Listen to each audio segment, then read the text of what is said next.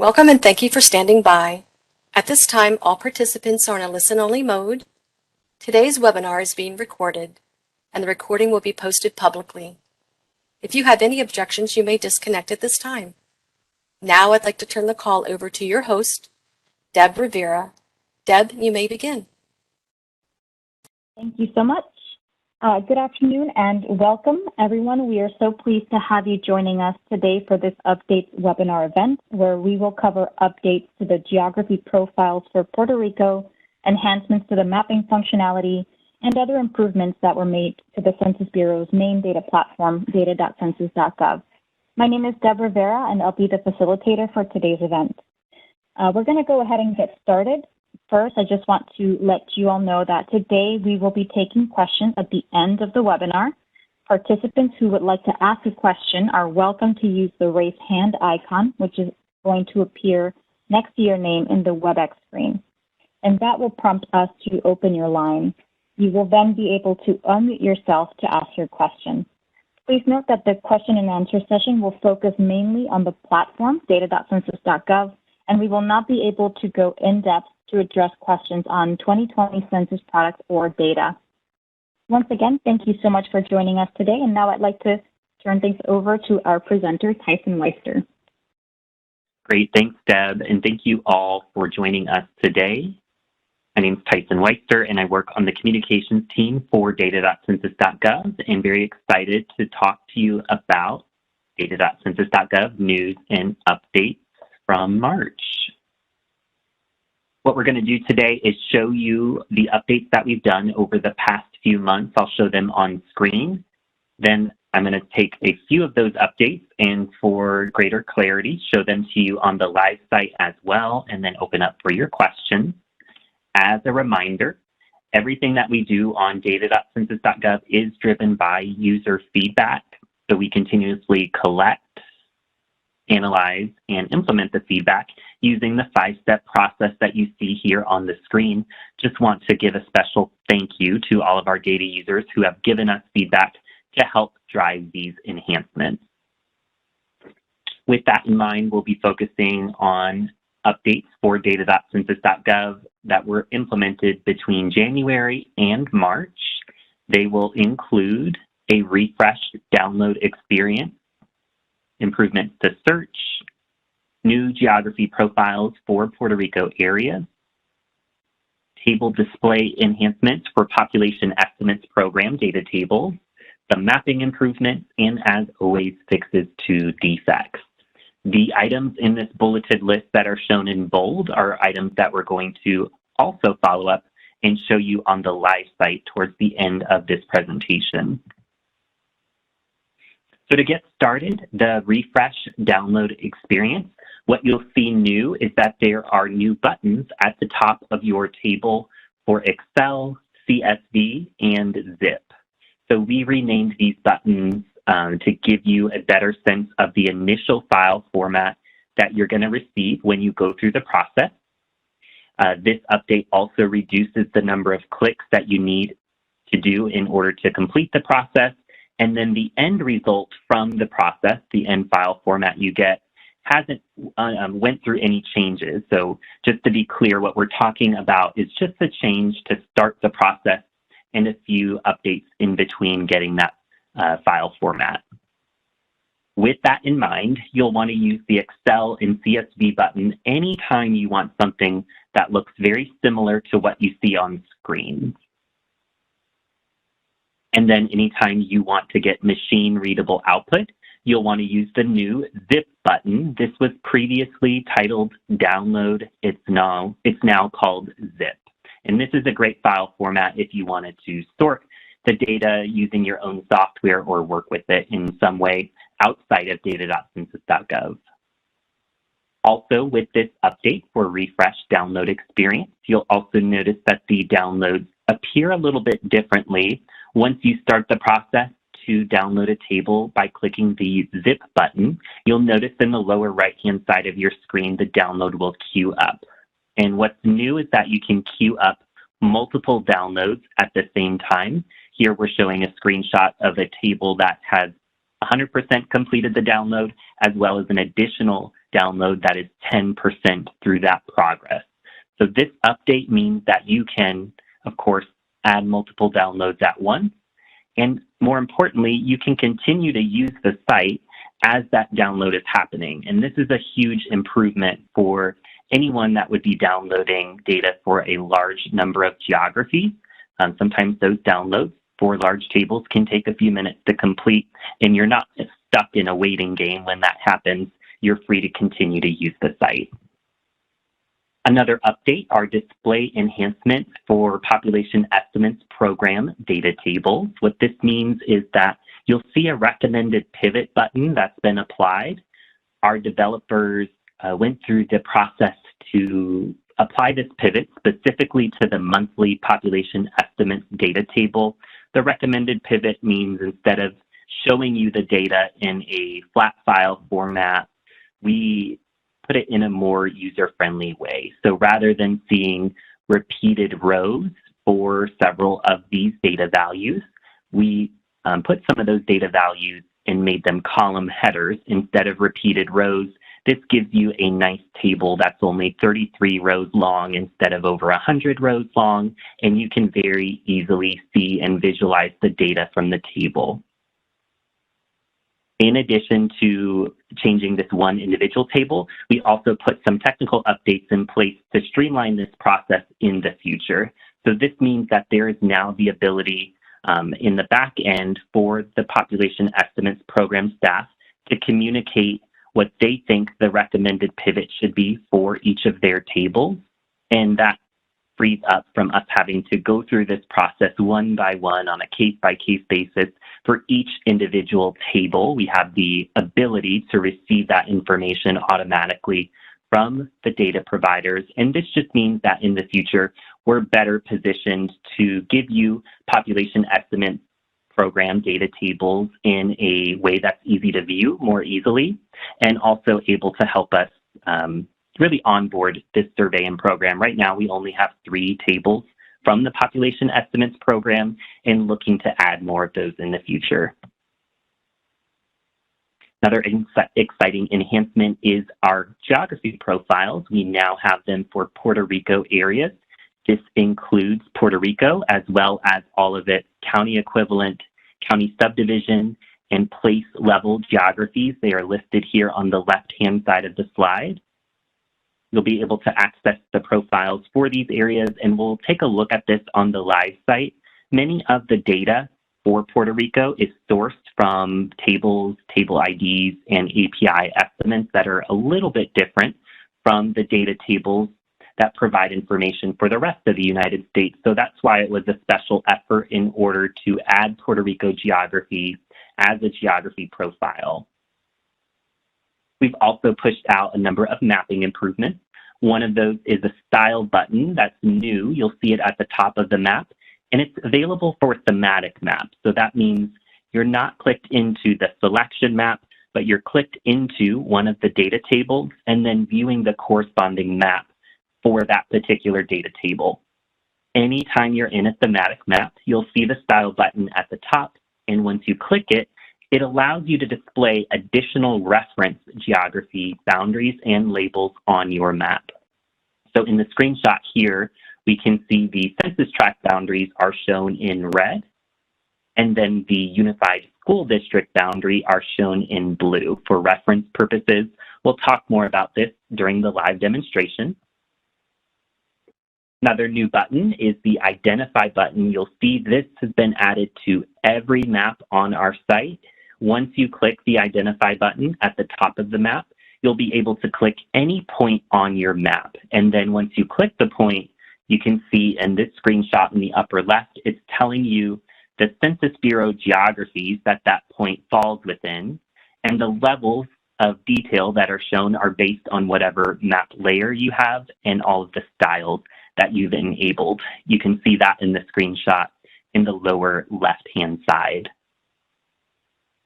And finally, we also added for the URL information that identifies the latitude, longitude, and zoom level of your map. And the latitude and longitude is specifically for the center point. These details are reflected in the portion of the URL that begins with ampersand LOC equals. This means that when you copy the URL for your map and share it with someone else, it's going to take them to that same center point and zoom level that you saw when you saved that link. We also pushed out a couple of search improvements throughout these releases. One is the ability to search for partial labels in order to find matching filters for detailed population groups and North American Industry Classification System, or NAICS, keywords. One example that I'm showing here at the top image in this screen is a search for daycares, probably how you and I would go about specifying a search for daycares. You can see in this screenshot that when we type that in the single search bar, the site now finds a match for 624410, Child Daycare Services. So in the past, you would have had to type out that 6-digit NAICS code or the full label, Child Daycare Services, in order to find that matching filter.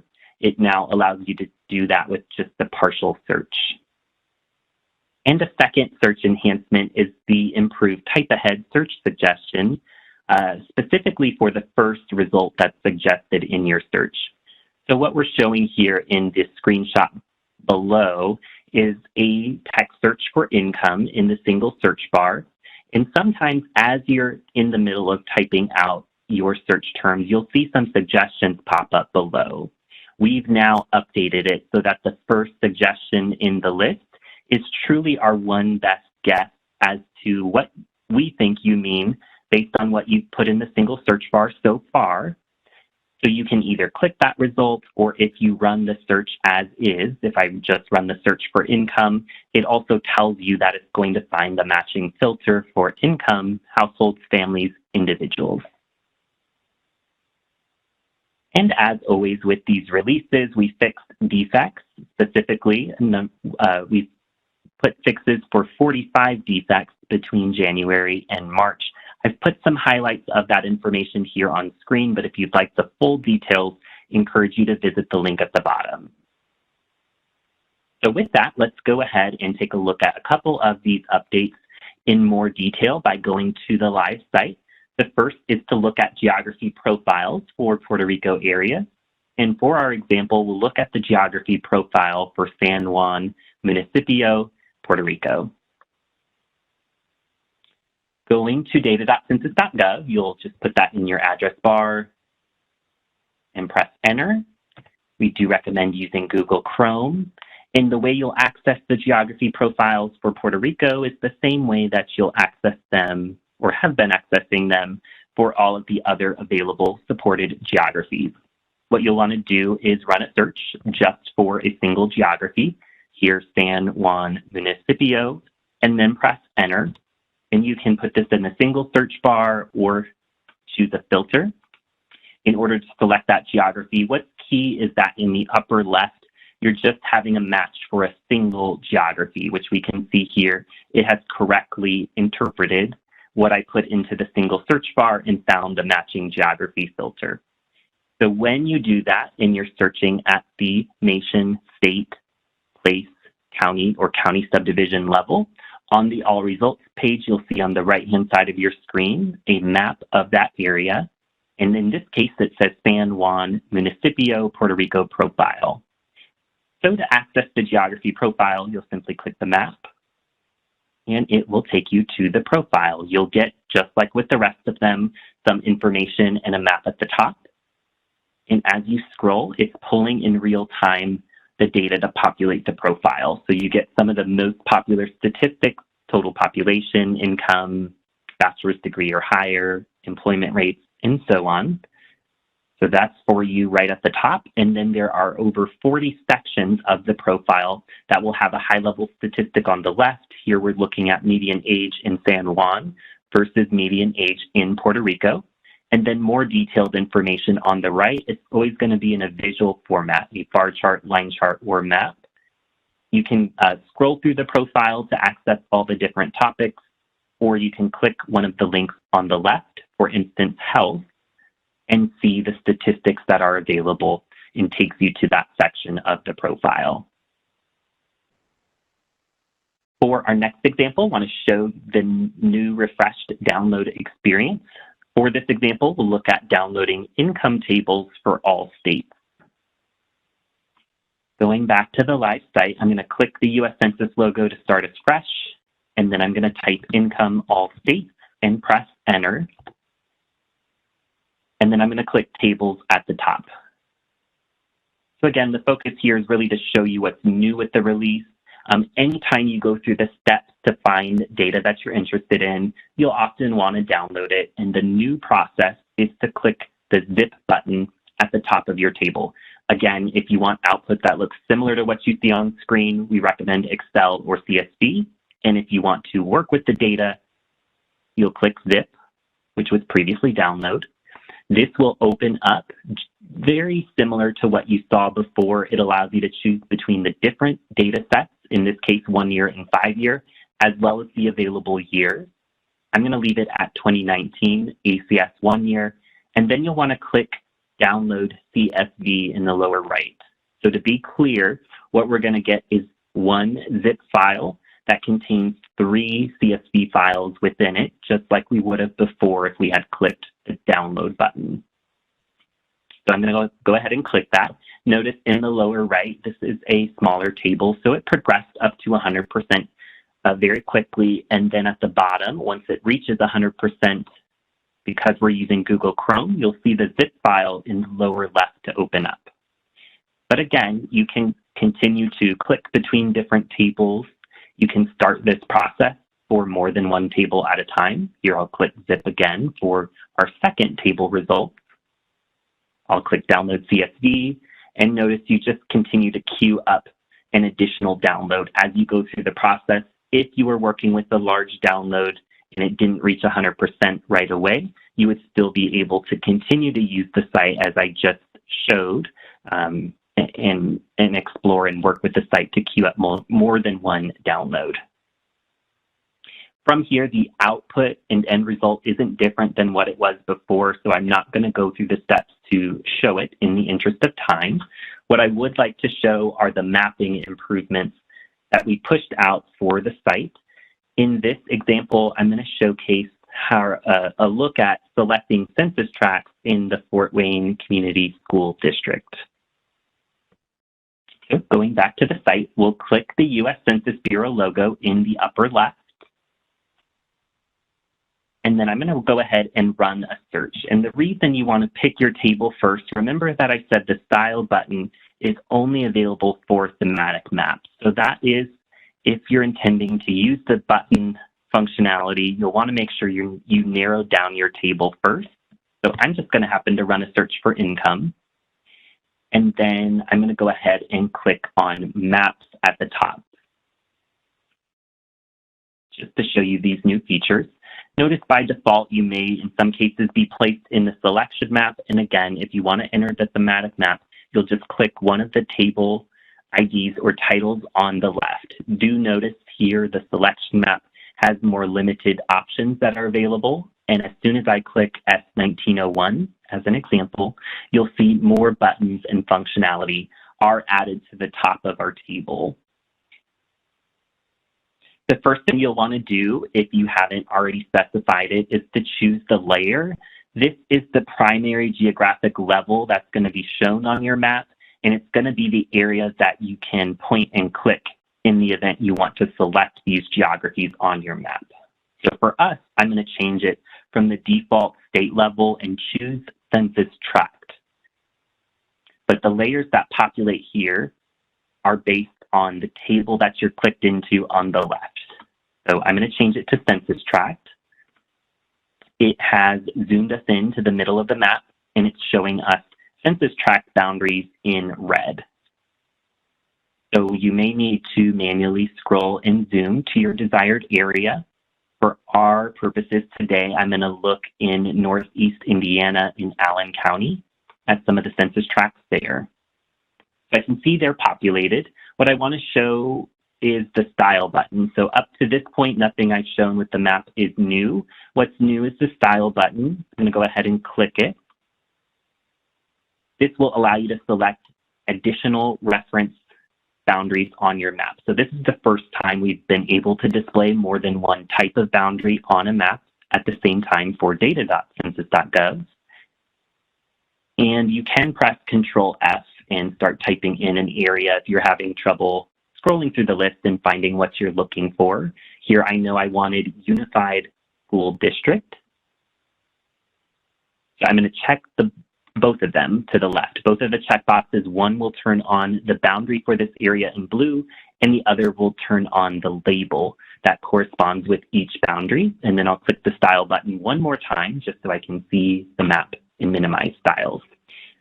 So hopefully that clarified a little bit more. The layer button is the first level you see, and the style allows you to turn on additional boundaries simply for reference purposes. So you can see there are a number of tracks here that really fall within that blue boundary for the school districts, either fully or partially. Those census tracts don't necessarily align with school district boundaries.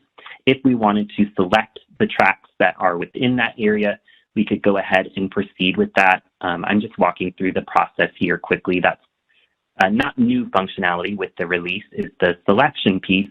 What's new again is the ability to show more than one boundary for reference purposes. And just wanted to add that step in as a use case for why you may choose to use the style button to begin with. And then the last thing I wanted to show here for the map is the identify button. Once you click identify at the top, you'll be able to click any point on your map. So here I'm just going to click in this area because I don't see the census tract label offhand. I'm not zoomed in far enough, but you could click anywhere. And then I'm going to zoom out a little bit so we can see this more clearly. So the area I just clicked, which was over here below Census Tract 9, we can see it's telling us this area falls within Allen County. It's part of Census Tract 10, and it's also part of Fort Wayne Community Schools. So the details that you get here in the upper left are dependent on the styles that are enabled for your map below. And if you're interested in learning more about one of these geographies, you can click into any of these areas. Here I'll click Fort Wayne Community Schools, and it will give you more information, including the geography ID. All right, so going back here, just want to give you a heads up as what we're working towards in the future. We do update the site every 2 months. In future updates, we are working towards implementing new features for more geography profile improvements, a redesigned landing page, continued search improvements, and continued incorporation of data user feedback. In order to help us make the site work better for you, we encourage you to tell us. You can do that by clicking the feedback link in the upper right. That will give you the email address for census.data@census.gov. So just shoot us an email with your feedback. We also accept data user questions through this email. And a great way to stay up to date on our latest system enhancements, data releases, and educational opportunities is to sign up for our email newsletter. Simply visit the link on the left and choose data.census.gov updates in order to get this delivered to your inbox. Thank you. We're definitely looking forward to your questions. I'm going to transition it back over to Deb and look forward to hearing from you soon. All right, thank you so much. So as Tyson said, in just a few moments, we will begin our question and answer session. Today, we will be doing things a little bit differently. We're going to be taking your questions over the WebEx audio. So when we're ready to start taking questions, you can use the raise hand icon, and that's located at the bottom center of your screen. And that will prompt us to go ahead and open your line, at which point you'll be able to unmute yourself and ask us your question. Before we move on to the Q&A session, though, I'd like to invite you all to share your thoughts about today's webinar through an evaluation survey. Your feedback helps us design future training sessions and lets us know how we can improve our webinars. And the link to the evaluation should be in the chat box over the next couple of minutes, so please take a moment to fill that out. We would really appreciate it. If you have any questions remaining after our session concludes today, please feel free to reach out to one of the 2 email inboxes that are listed here. If you are a member of the public, please reach out to the Center for Enterprise Dissemination, and members of the media can contact the Public Information Office at pio@census.gov. All right. So let's go ahead and open it up for questions. Once again, you can use the raise hand icon if you would like us to go ahead and unmute you. So we'll just give that a couple of minutes and see if any questions come up. Great, thanks, Deb. And as we're waiting for some questions to come through, I'll give you some more information that I think you'll find helpful. Want to make sure that you have access to all of our educational resources. We have a whole suite of resources that are available to you. Today's webinar was focused on the latest system enhancements for data.census.gov, but we have all kinds of how-to materials just waiting for you to use them. Just click the Help button underneath the single search bar on the landing page of data.census.gov, and you'll be able to access full-length recorded webinars, short videos, answers to your FAQs, and PDFs with step-by-step instructions. Also, I've included here a link for data.census.gov training requests. We'd be more than happy to take that request if you send us an email in case you'd like to set up a separate data.census.gov training for your team or organization. And if you have a training request outside of what we can help you with for data.census.gov or the application programming interface, we also have data dissemination specialists that are located throughout the country, and they provide trainings across all topics at the Census Bureau. You can also access their centralized training hub by visiting census.gov/academy. All right, thank you, Tyson. It does not look like we have any questions at this time.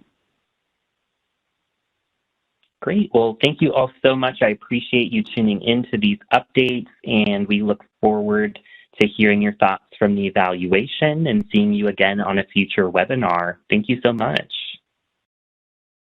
This concludes today's webinar. Thank you for your participation. You may disconnect at this time.